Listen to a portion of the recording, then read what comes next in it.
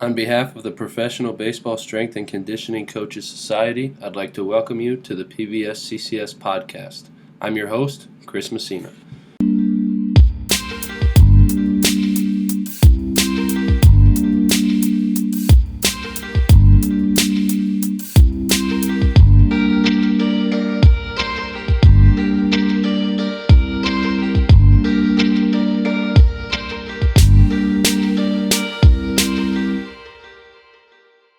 Everybody, I'm here with Phil Hartt of the Detroit Tigers organization. Phil, thanks for coming on, man. Appreciate your time. Tell the listeners about yourself, if you would, please. Well, thanks for having me, Chris. I appreciate it. I'll be going into my sixth season with the Tigers. It'll be my ninth in baseball. I did 3 years with the Minnesota Twins, then hopped over to Detroit in 2019. Currently just finished my second year in Toledo, AAA. But I've spent time at pretty much every level. Started in rookie ball. I was the GCL rehab guy my second year, but we had a strength coach leave, so I shot up to low A. I was in Cedar Rapids. Following year, I was in Chattanooga, double A. We had a new front office come in. Kind of knew I was on my way out, so I applied at the University of Minnesota, did a sports science internship with Cal Dietz, and then hopped on with the Tigers, and I've been there ever since. How was the experience with Cal? Did you get to do hockey and everything? I mean, obviously being with Cal, but like hockey was the only team, or did you have other teams too? Yeah, so they kind of asked me what I wanted to do when I was coming there, and I said I just wanted to just work with Cal, men's and women's hockey. I wasn't there very long. We finished our season, and I shot up there within a week, and they were already starting games, I believe. So I was there for about 2.5 months, but also during that time I was finishing up grad school, and I went to Edith Cowan University in Australia. So I had to shoot out there for 2 weeks, finished up my grad school requirements out there.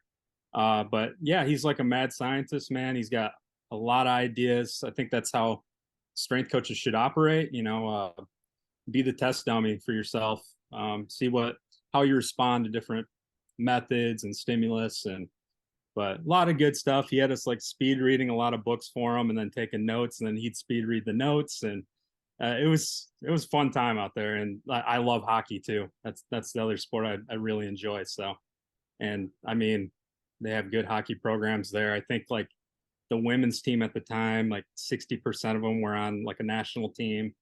So there's some Olympians that came in, and it was a good experience.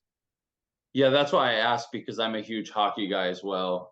Growing up in the Buffalo area, I actually probably like hockey a lot more than baseball. I just don't know anybody really that trains hockey players. And obviously, I've been in baseball so long that I know a lot more people here. So I'm always like really excited when somebody brings up like a hockey name that they've worked with. And I'm like, all right, what do they do in there? Like, and it sounds, I mean, I've read a bunch of Cal stuff. I feel like every strength coach has. And I've always wondered if Cal the person and Cal the program like match up the stuff that comes out of there, or if that's like the filtered, watered down version of what like the mad scientist brain has going on over there. I mean, for the little time I spent with him, like he's just like what you expect, like very smart dude. He had us doing a lot of experiments on ourselves. We do like the long duration ISO holds, and then we had a tensile myography unit where it measured like the contraction time and the relaxation time, and like how long it took us to recover from the 5-minute ISOs. And we were doing some crazy stuff out there. This is the triphasic programs, and the heavy hand supported split squats with 8-second eccentrics and all that jazz. It was a good experience, and it was interesting because like all I knew before that was my other internships, other places, and 3 seasons of pro ball. So it was kind of like a different world going just directly to hockey, and that was all I was concerned about at that time.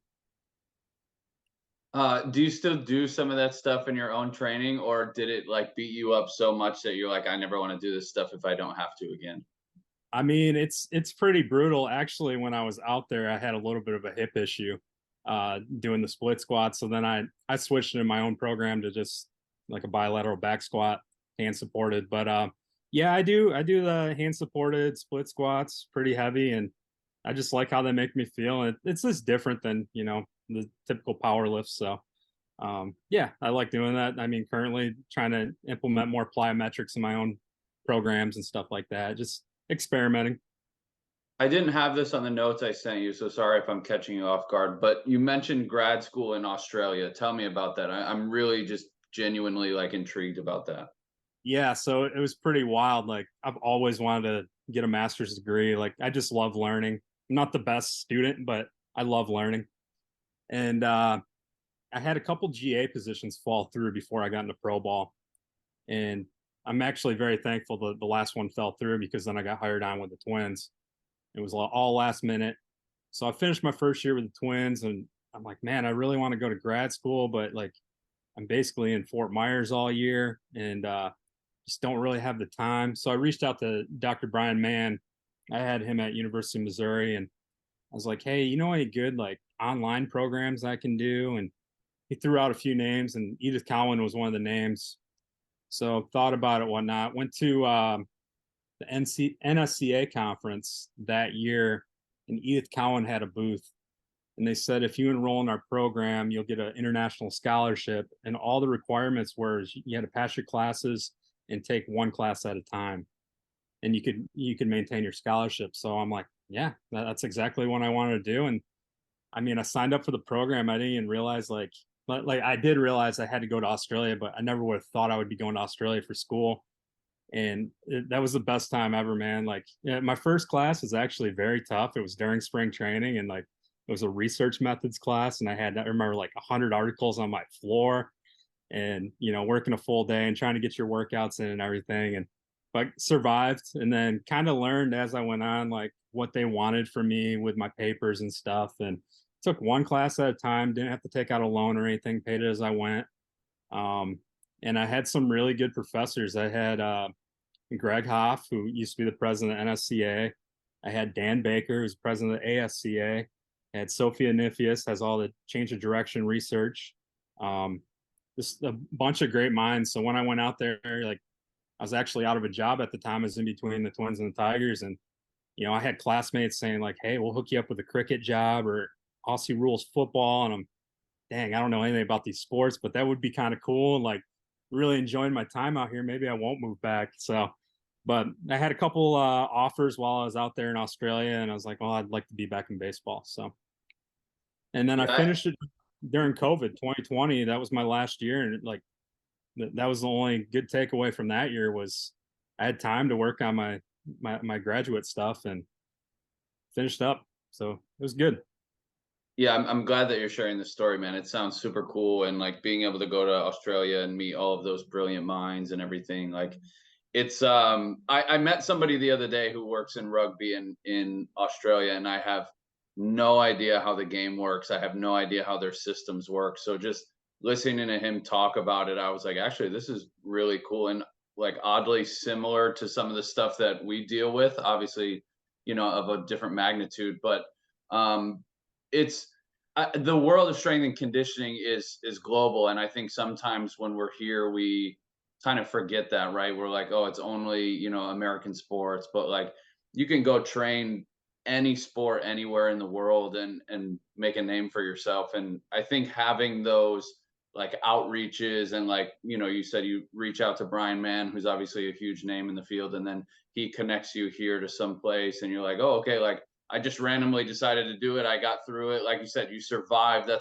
I think that's another lesson that's in there is like there are times in life where things are going to get tough and we really have to balance it. But like long term, those times become like the things that really spring us forward or like create new connections or like, something that we never even dreamed of like becomes a reality for us because we're able to get through those tough times. So if I caught you off guard, I'm sorry, but I'm glad that you're sharing this story because it's really cool. And like I said, I was just genuinely interested myself. So Oh, it's great. It's great stuff. I encourage everyone to study abroad or go visit somewhere they've been thinking about because I had a great experience out there. I went alone and like the travel out there was nuts. I flew out of Minneapolis, 4 hour flight, 3 hour layover in LA, 15-hour flight to Melbourne, land, and my next flight was taking off. So I had an 8-hour layover in the airport, 4-hour flight to Perth, and then I had school the next day at 8 a.m. and it was 10 o'clock at night that when I landed. Oh, and a 50-minute Uber to Joondalup, where the university is. So yeah, it's All pretty. worth it though. All Yeah. worth it though. So what is your best professional baseball story that you have thus far? So I was thinking about this. I have a few, like it, I don't know. Every year there's a new story, but like I would say like maybe one of the best ones was like there was a player I rehabbed in 2017, and he was really really good. And so I go to Double A the next year. Had no idea he was coming up, and he comes up, doesn't have a place to live. Well, one of my roommates is like, "Hey, you can live with us." So he lived with us for about a week, and then fast forward to the last 2 years, he's won back-to-back batting titles. So that's pretty wild. I never would have thought in my life like I would have lived with a guy that has won a batting title, you know. So that was pretty crazy. 2022, this is more like a performance thing, but we walked off a team 3 nights in a row. That was pretty cool, and we won 87 games that year. So that's fun, you know. Like when you're winning, it's a lot of fun. When you have one of those losing seasons, it's very depressing. So, uh, but I think it's good to experience both. You know, it see how you respond to losing a little bit and winning. You know, it kind of puts your ego to the side. Yeah, So it's my first year in the big leagues, 2021, we made to the ALCS, and then the last 2 years we haven't made the playoffs. So I know the yeah, highs and the lows of the winning and the losing, and then the batting title thing is cool, man, and especially like you said you were in Double A, right, with that guy at the time. I yes. feel like Double A. So you would have been Erie at the time, Wasn't Erie that new? Seawolves. This Oh, was okay, new. okay, okay, Oh okay. yeah, When with the Twins, okay.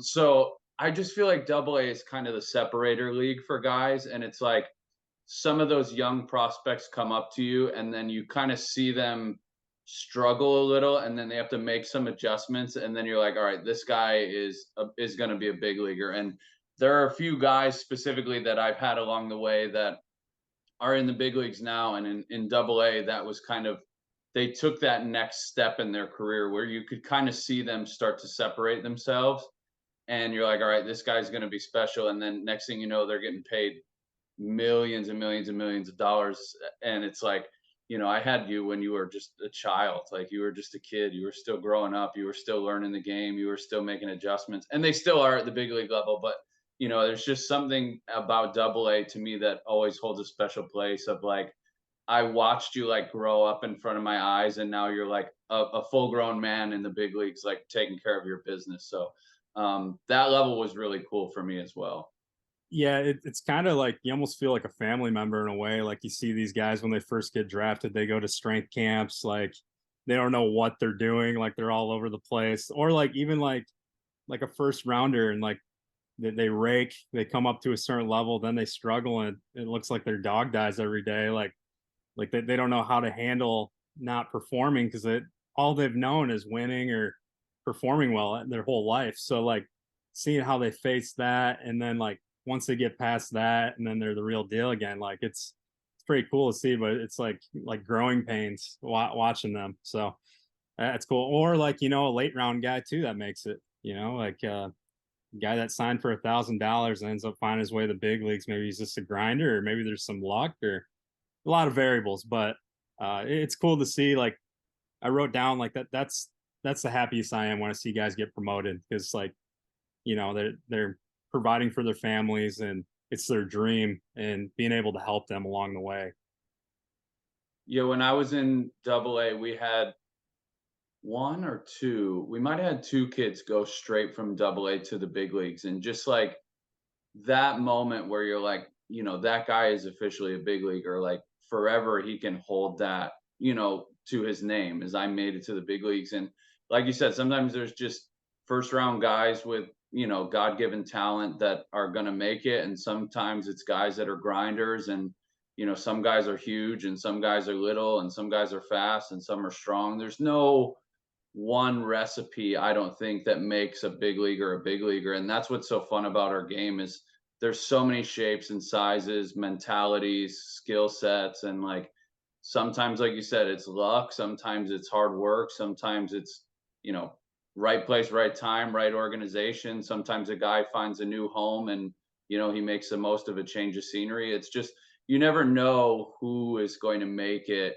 And like I said, for me, double A was kind of that separator league where like you could see some guys that whether they were first rounders, whether they were the grinder types that got paid next to nothing, like the guys that figured it out at that level and moved up, like ended up becoming big leaguers because they were adjusting. Because we had a couple guys when I was there that, you know, had some big league time. They were a little older and they were kind of there to guide some of the young kids, and they were kind of at the tail end of their careers, like hopefully trying to get to the big leagues one more time, but realistically probably not. And then you had kids that were 19, 20 years old that were as green as they come and excited. And, you know, they're facing guys with fastballs and breaking balls. And at a lot of those lower levels, it's like guys just throw hard. And if you can hit the velo, great. But then you get to double A and guys start making adjustments to you and you have to adjust back. And that's when the game becomes like the game and you start seeing those guys grow up. And, you know, so for me, I agree with you 100%.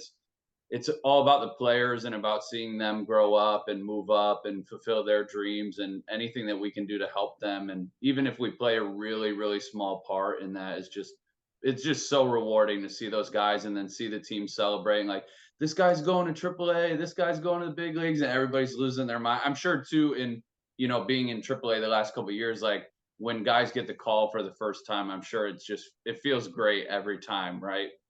Oh man, it's a big deal over here. We make it a big deal. It's pretty cool.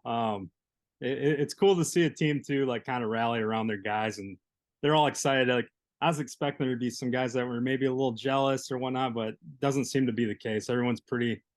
That's quite the accomplishment. So it's cool to see. And then on your other one there, you talk about, you know, walking teams off. I have my own walk-off story, except we got walked off 2 nights in a row on walk-off walks. Oh no.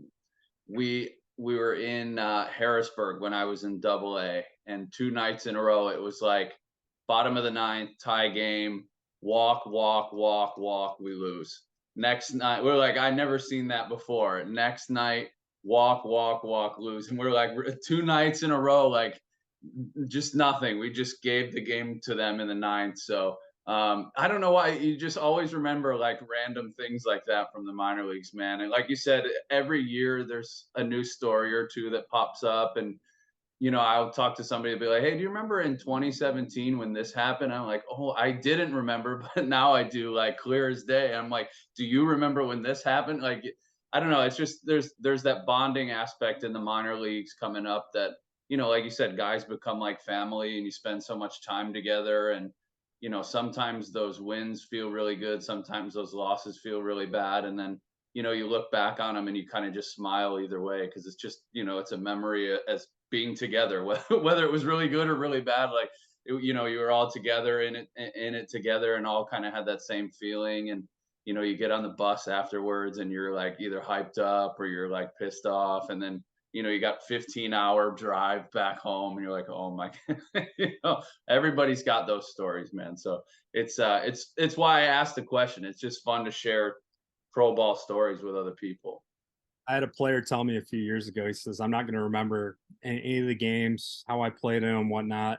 But I'm going to remember is the bus rides. You know, having a good time with my buddies and like cranking some country music." And I started thinking about it. I was like, "Yeah, it's is like a family, and it, you know, not a lot of people work the hours we work and the schedules, and you got to enjoy a lot of the stuff off the field too." So, 100%.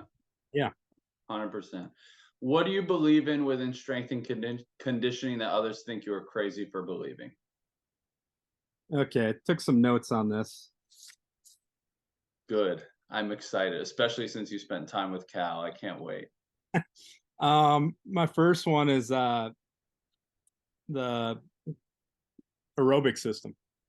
I believe that you need to develop aerobic base. I feel like we've gotten away from that, and there's all these people coming out saying, "Oh, you need to do just sprint training or just this method." And it's like, well, no, like aerobic, having a better aerobic base, work capacity, you're going to recover from those bus rides and, sleep schedules. And um, they all work together. It's not like just one system works. So I think there's a contribution to the aerobic system. Now, I don't think necessarily you have to put a lot of emphasis on it in season, but maybe that first month of the off season, that's where you do your aerobic work, your GPP, the higher rep stuff that you don't get during season. So that'd be the first thing. I've just heard a lot of people talk about it, and like it rubs me the wrong way when they say, yeah, you just need a sprint train. Like, no, you need to do everything. Like it's all one piece. It's a piece of the puzzle, and it's how you structure that puzzle. I believe you got to have a level system. That's something we were working on when I was with Minnesota, but there's no reason like everyone does the same program. A 17-year-old Latin player compared to a potential Hall of Famer, they have different needs. Maybe it's not best to load the 17-year-old with a barbell on his back right away. Maybe take him through like an ISO phase, body weight, make sure he can hold the positions. He's got the mobility and the requirements, and then progress him to like kettlebells, and it's long-term development at that point with a guy like that. Where a Hall of Famer, maybe it's one particular thing he needs to work on. Maybe it's even just body composition, as basic as that is. Maybe he's got all the other tools. I'm not a big social media guy. I feel like there's a lot of people in the field now that they're trying to promote themselves. They kind of have an ego. They want every picture they can get of themselves doing something on the field, or move their hands around while they're coaching and over coaching. I'm not about that. I think players find that cheesy, and they can pick up on that pretty quick if you're real or not with them. And maybe not everyone needs a specific method. So like maybe not every player in your organization needs to do a hand supported safety bar split squat with a tendo unit and accommodating resistance. Like, okay, you got an advanced guy that has a high training age. Maybe that is a method you use with them. But, if a guy's got a short window where he's going to be in the big leagues soon, but there's little things you can work on. Like maybe it's just like some water bag stuff. Maybe you need single leg stability. I feel like that's important, but I feel like a lot of coaches nowadays that they see something on Instagram and they're like, I need to incorporate all this with my group of players, and it's not the right time. Or and you even have players that ask about that stuff too. They think they need to be doing it. It's like, well, no, I can see some other areas you need to work on. So that's individualization for me. Like know your players, know what they need, and hold them to that. There's so much here that I want to discuss, and I hope you have time I because do. okay, excellent. Okay, so first, this one is the easiest one for me. The aerobic system and like people only saying sprinting, you need to get away. I could not agree more. Like I am on this big kick right now of like general fitness like just doesn't exist, especially in younger kids. I feel like there's too many people trying to make a name for themselves by training young kids like pro athletes, and then they come to us and then they're like either really out of shape or like they don't last, they break down. Like we have to like fix a lot of things, and then we get like the bad name because we're like making them do aerobic work, and it's like, well, this guy this guy doesn't have anything to his name. Like he needs this. Like, and again, like you said, I think there's a time and a place for everything, and developing everything and being smart with your programming and everything like that comes into play. That's probably another thing that is missing with a lot of younger coaches nowadays. I just don't think younger coaches know how to program well. I think when I was coming up in grad school and I went in my internship, like a major part of that time of my life and development was like learning how to program, learning what kind of adaptations to look for and how to get them. Um, And then, like you said, like individualizing for guys based on what my coaching eyes see, and like talking with the players and things like that, being able to individualize within my toolbox, and like having a big toolbox, but understanding that like I need to be able to do these different things. And like you said, not everybody needs this specific method. Like I think too many people, and I was probably guilty of this too early on, right? Is like you fall in love with what your mentor taught you, and then you almost like turn off to anything else. And if you're not open minded to something new or different, like everything becomes west side, or everything becomes triphasic, or everything becomes tier system, where like all of those things work, but a guy, one guy versus the other guy, this is to your other point, like the level system, um they don't all need the same thing. Like if a guy is in AAA, he came from another organization, we're trying to get, squeeze a little bit of extra out of him. There's something that might help him to jump to the big leagues and help the big league team. That program is going to look different than the kid who just came over from the DR, who, needs to put on muscle mass. He needs to put on size. He needs to put on strength, whatever. And like you said, long term, it just looks different. So I agree with everything you're saying here. I want to get back to the level system first, and then maybe talk about the social media thing after. Um, so in terms of like talking about a level system, maybe in your own mind, like how do you progress guys through that? Are there checkpoints they have to hit to get to the next spot? Is it like a, one program for group A, group B, group C? Is it like a couple of exercises from A, a couple from B, a couple from C, based on, what we see, what they test out? Like in your mind, how does that look in a level system, especially in like, let's say professional baseball with guys moving all over the place? Yeah, so that was a project we were working on, and it never got finished. But I've had these ideas in my head for a while, and I actually stole them from when I was working at the University of Missouri with football, because they had a level system there. Mhm. And basically, it was like the newcomers, like freshmen and transfer guys, they were put on this really basic program, separated from the rest of the group, and it was a lot of isometrics and tempo work, dumbbells, kettlebells, stuff like that. And they might only be in that for 2 weeks, 2 weeks to a month. And then they made a big deal about the like, congrats, you've progressed to level one, and congrats, you progressed to level two. Where like a lot of guys were in the level two, where it was more like general barbell work, a little bit higher volume, just getting stronger was pretty much the main goal. Then like our level three guys, that would be the guys that started like experimenting with accommodating resistance and VBT. And then basically like the level four guys were like guys that were training for, the draft. So I feel like as you go up, there's less things you need to focus on. It's more dialed into one thing, one area. And I think that's the same thing with our guys. Like, you got a guy that's his late 30s, like maybe all he really needs is mobility work. I mean, you watch him on the field, he's capable of hitting the ball out of the park, but maybe he's got a mobility restriction, or maybe he's at risk of having something come up because of a restriction or some type of dysfunction in his tissue.